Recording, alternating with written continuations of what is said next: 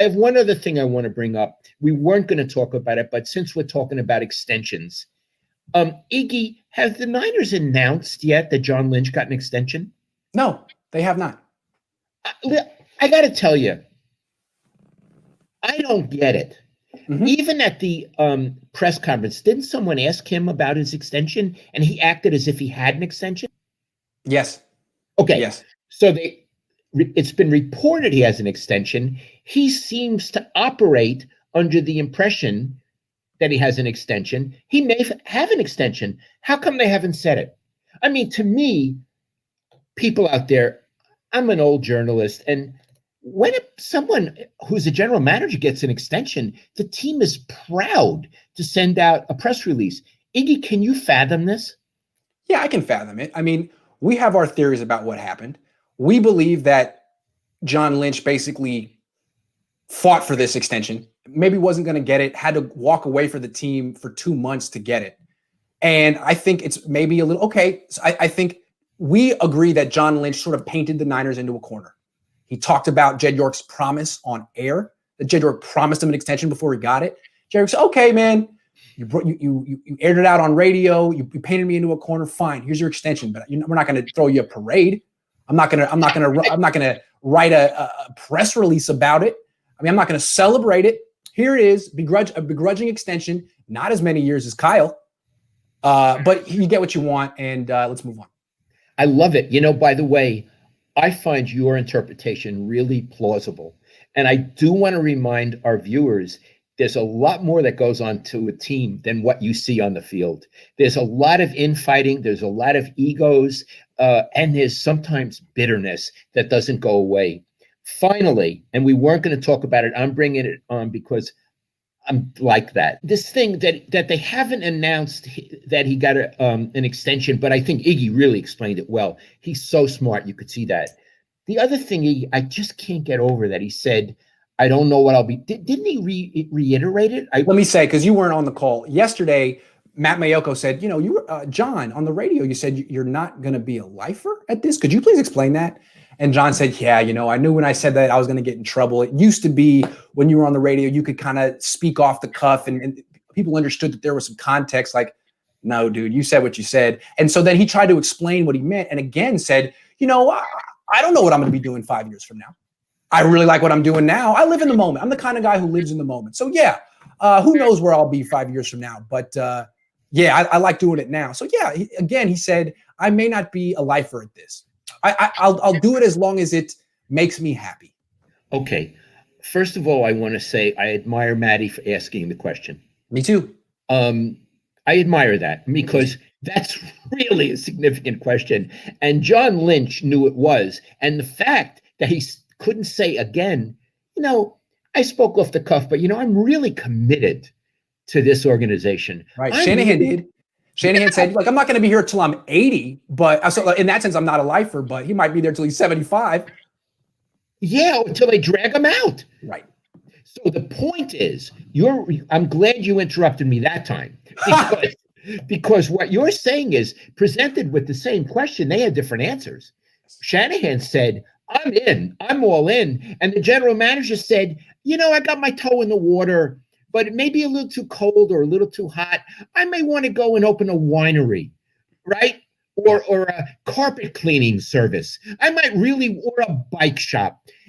I find it weird. And again, Iggy, if I had said to Bill Walsh when he was coaching, where do you see yourself in 5 years?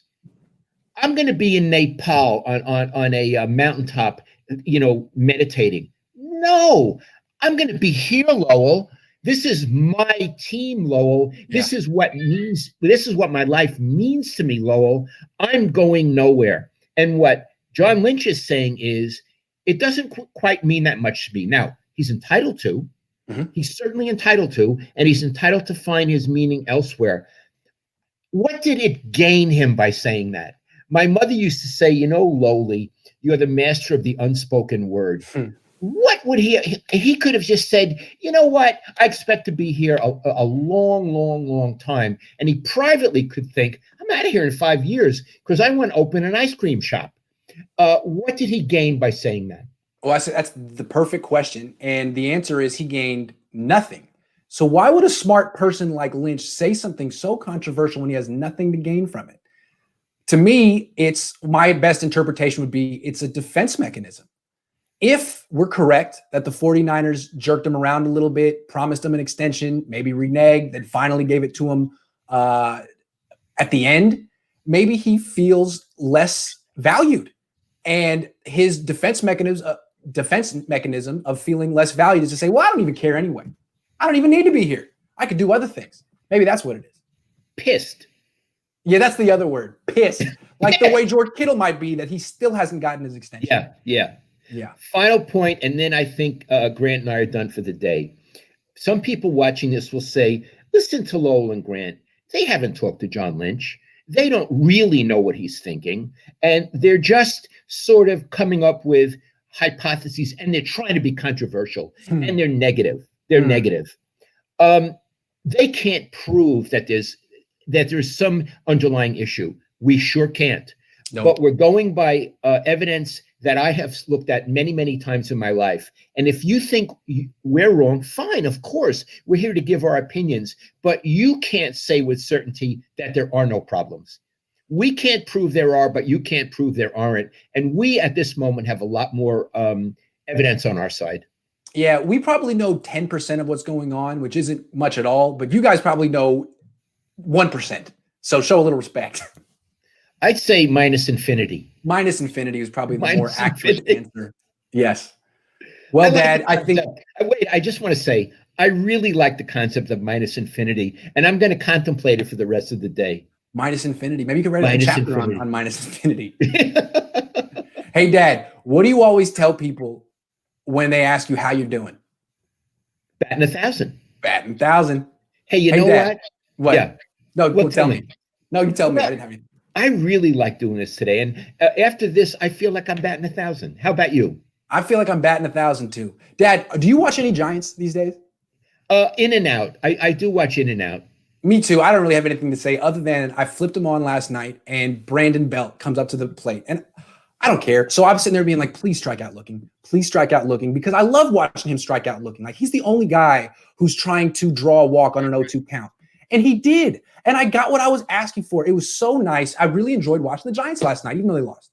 He struck out looking again? For me, I think he did it twice in the game. Because why would you swing the bat in Colorado?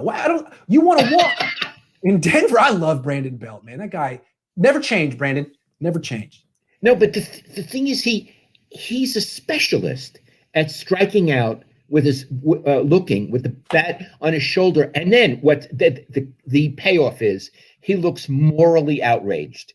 He got screwed. The umpire screwed him, and he slouches back to the dugout. It's the moral outrage and the slouch back that I can't get enough of it. Right, because it's like he's Barry Bonds and he's been, screwed over. But the thing about him is people say, well, he has a great eye. It's really the umpires who don't have as good of an eye as he does. No, I disagree. He just doesn't swing at close pitches. That's not a great eye. That's an arrogant, foolish approach to hitting, in my opinion. And if I was a kid, I would have been benched if I had that approach. You were not allowed to take close pitches on 0-2 in North Oakland Little League. No, you were not. So my final comment about Brandon Belt is he is not batting 1,000. No, he's not. But we are. Dad, this was once again our best show of all time. So congratulations. I'll talk to you later.